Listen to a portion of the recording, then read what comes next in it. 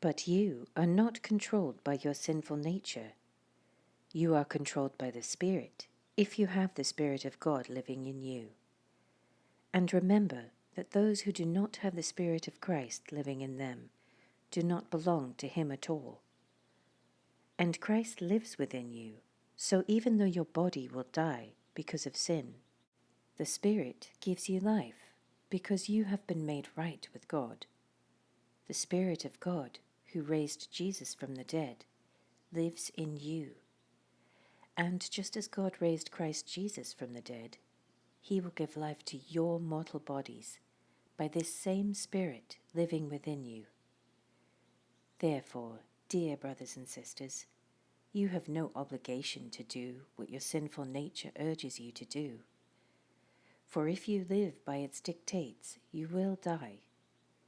But if through the power of the Spirit you put to death the deeds of your sinful nature, you will live. For all who are led by the Spirit of God are children of God. So you have not received a spirit that makes you fearful slaves. Instead, you received God's Spirit when He adopted you as His own children.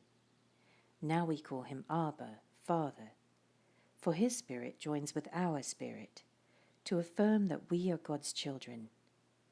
And since we are His children, we are His heirs.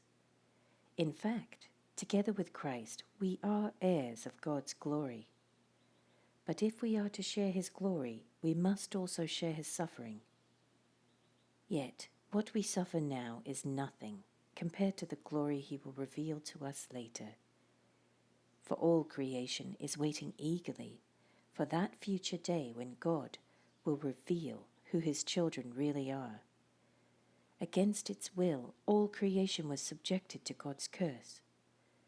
But with eager hope, the creation looks forward to the day when it will join God's children in glorious freedom from death and decay.